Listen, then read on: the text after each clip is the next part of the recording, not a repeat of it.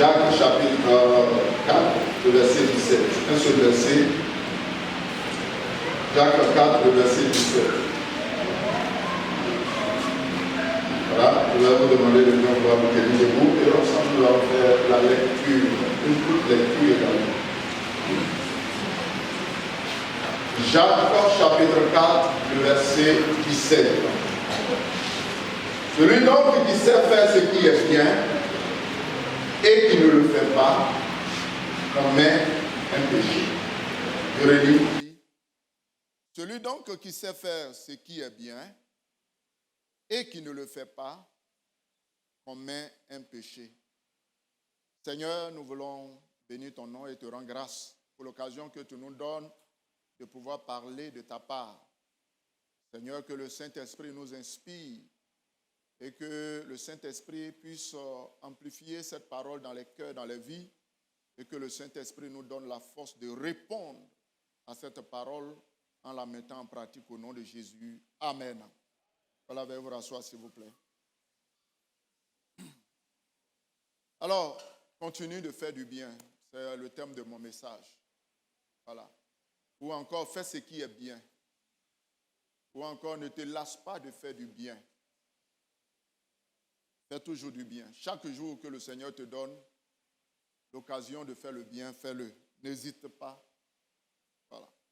Alors, le verset que nous avons lu nous dit que celui qui sait faire ce qui est bien et qui ne le fait pas commet un péché. Vous savez, Dieu a donné l'intelligence à chacun de nous. Il nous a donné tous l'intelligence. Et nous sommes tous intelligents. Tous intelligents. Et il nous a donné cette intelligence de pouvoir discerner ce qui est bien et ce qui est mal. Et cette intelligence nous amène également à connaître ou à différencier la droite de la gauche. Bon, c'est vrai qu'il arrive que d'autres mélangent. Des fois, quand tu arrives à un carrefour, tu dis il faut tourner à gauche, lui il tourne à droite. Voilà, souvent ça arrive. Ou bien tu lui dis va à droite, lui il s'en va à gauche, et puis il se rend compte qu'il était en train de penser à autre chose. Voilà, donc ça peut arriver. Ça peut arriver où les gens mélangent un peu. Voilà, mais quand on est conscient, quand on est éveillé, voilà, on ne se trompe pas. Alors je vous demande, bien-aimés, priez s'il vous plaît de lever votre main droite. Levez la main droite. Voilà. Voilà, baissez les mains. Et allez, vous êtes priés de lever la main gauche. Voilà. Merci. Donc, vous arrivez à faire la part des choses. Vous arrivez à faire la différence entre votre droite et votre gauche. Cela veut dire que vous devez aussi connaître ce qui est bien et ce qui est mal. Ce qui n'est pas bon et ce qui est bon. Vous devez donc arriver à faire la différence. Alors, Dieu veut que nous connaissions sa volonté de façon pleine et de façon totale. Selon Romains 12, versets 1 à 2, où l'apôtre Paul exhortait les chrétiens de Rome à pouvoir se livrer ou se consacrer à Dieu. Il a dit ceci, je vous exhorte donc, frères, par les compassions de Dieu, à offrir vos corps comme un sacrifice vivant, saint, agréable à Dieu, ce qui sera de votre part un culte raisonnable.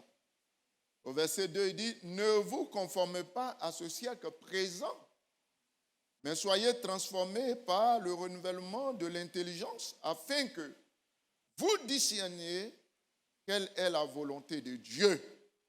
Afin que vous discerniez quelle est la volonté de Dieu. Donc Dieu veut que nous discernions sa volonté. Dieu veut que nous connaissions sa volonté. Dieu veut que nous sachions qu'est-ce qui est de lui et qu'est-ce qui n'est pas de lui. Donc, afin que vous discerniez quelle est la volonté de Dieu, ce qui est bon, agréable et parfait. Afin que vous discerniez la volonté de Dieu, ce qui est bon, agréable et parfait. Donc voilà à quoi Dieu veut nous amener. que nous connaissions, que nous discernions ce qui est bon, ce qui est agréable, ce qui est parfait. Autrement dit aussi, que nous sachions ce qui n'est pas bon, ce qui n'est pas agréable, ce qui est imparfait, pour que nous puissions faire la part des choses. Nous puissions faire la part des choses. Parce que si on ne connaît pas, on peut faire le mal et cautionner cela, soutenir cela. Parce qu'on pense bien faire. On pense bien faire. Voilà, il y a des gens qui, comment on dit, ils ont fait, comment on dit l'expression, ça veut dire ils se sont fait eux-mêmes justice, voilà. Il y a des gens qui se sont fait justice, pensant qu'en se faisant de justice, ils ont bien fait. Et puis ils sont contents. Ils disent, voilà, ça c'est petit. Ce que je t'ai fait là, ça c'est entré en matière, c'est échantillon. Et puis la personne est contente. Et puis la personne avait raison. Dès l'origine du problème ou de l'affaire, elle avait raison. Mais comme elle s'est fait justice, et pensant qu'en se faisant justice, elle est dans la légalité, qu'elle a bien faite. Quand on s'en va à la justice, ou bien à la police, c'est la personne qu'on met derrière le comptoir, ou bien c'est elle qu'on jette en prison. Il va trouver que non, ce n'est pas normal. Les gens sont méchants, les gens sont injustes. C'est parce que tu ne connais pas ce qui est bien et ce qui est mauvais. Tu ne sais pas faire la part des choses. Donc, il y a des gens qui arrivent à faire le mal en pensant qu'ils sont en train de bien et de bien faire. Alors, la première des choses, c'est que Dieu nous donne de discerner ce qui est bon et de ce qui est mauvais. Que le Seigneur nous amène à comprendre et à connaître, lui, sa volonté.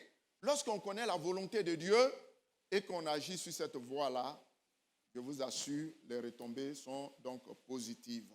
Alors, notre texte que nous avons lu nous dit ceci, que celui qui sait faire ce qui est bien et qui ne le fait pas, commet un péché.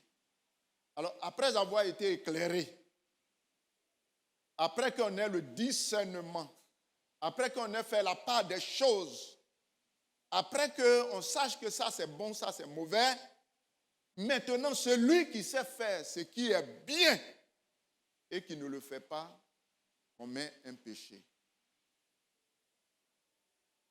Aujourd'hui, il se trouve que beaucoup cherchent l'origine de leur péché ou bien l'origine de leurs problèmes, je voudrais dire, tellement loin.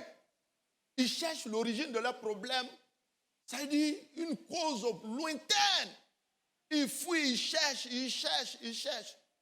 Mais la Bible dit que si tu sais faire ce qui est bien, que tu ne le fais pas, tu commets un péché.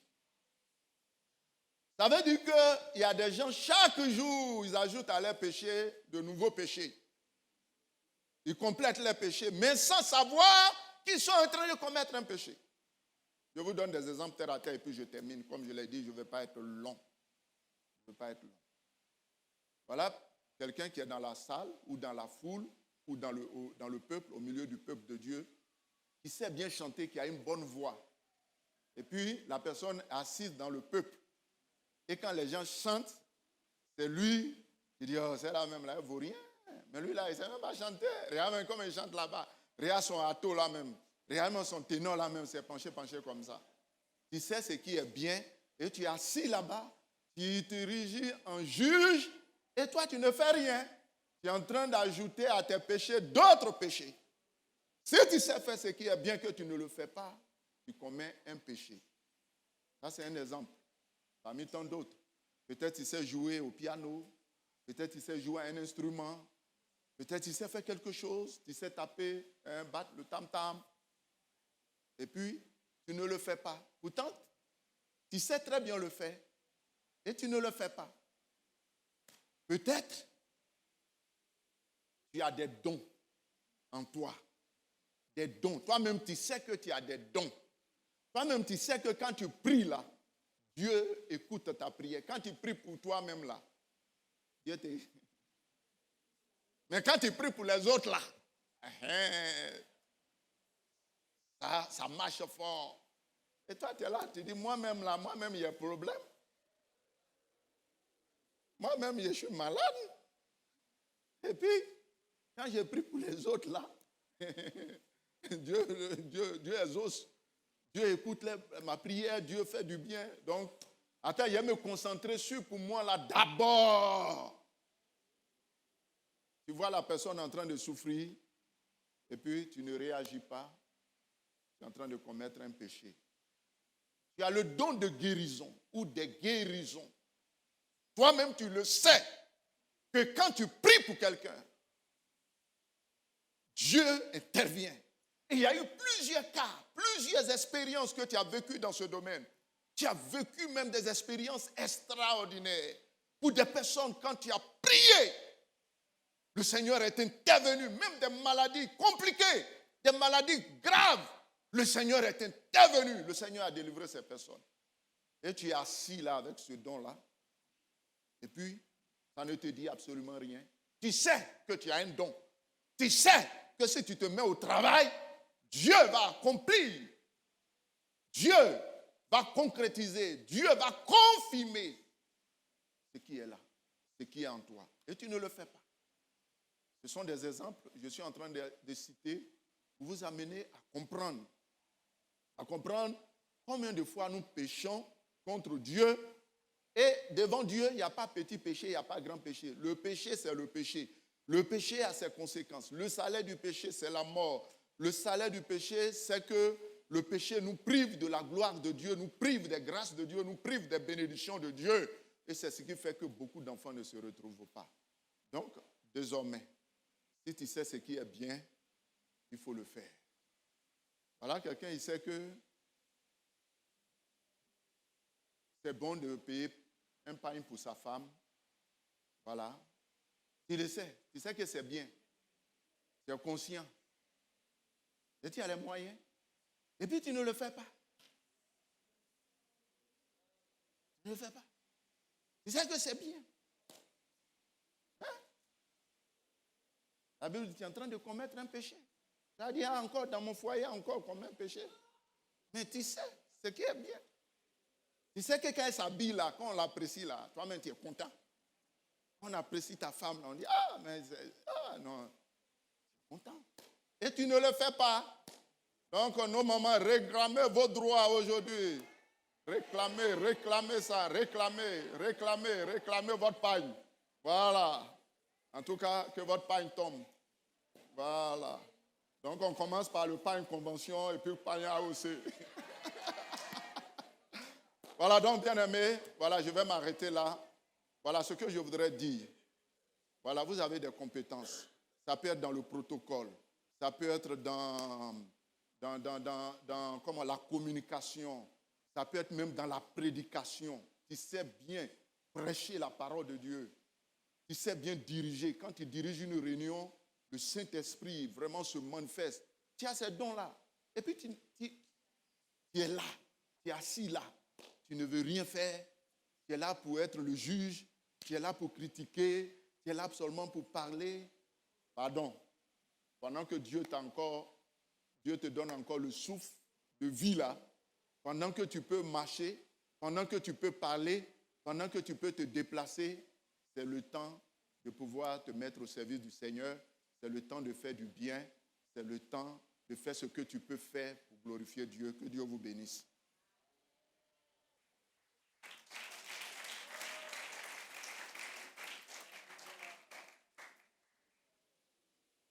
Voilà, nous allons prier. Voilà. Approche-toi du Seigneur.